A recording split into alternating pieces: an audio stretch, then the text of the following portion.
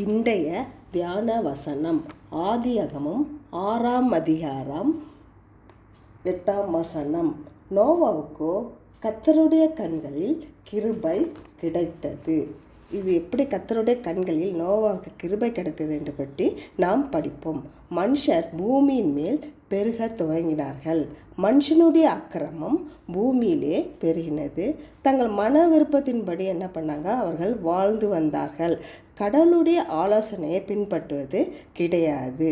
அதனால் தேவன் மிகவும் வருத்தம் அடைந்தார். பூமியில் உள்ள மனுஷன், மிருகங்கள், ஊரும் பிராணிகள் எல்லாவற்றையும் அழிக்க தீர்மானித்தார். நோவா மட்டும் நீதிமானும் உத்தமனுமாய் இருந்தார்.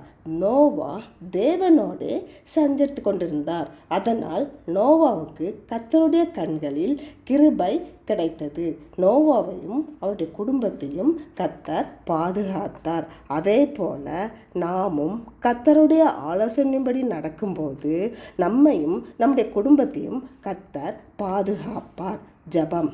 எங்கள் அன்பின் நேச தகப்பனே, நாங்களும் உம்முடைய ஆலோசனைப்படி நடக்காமல் இருந்திருக்கலாம், உம்முடைய சத்தியத்திற்கு கீழ்ப்படியாமல் இருந்திருக்கலாம், எங்களை நாங்கள் பெரிதாக எண்ணி வாழ்ந்து கொண்டு இருந்திருக்கலாம்.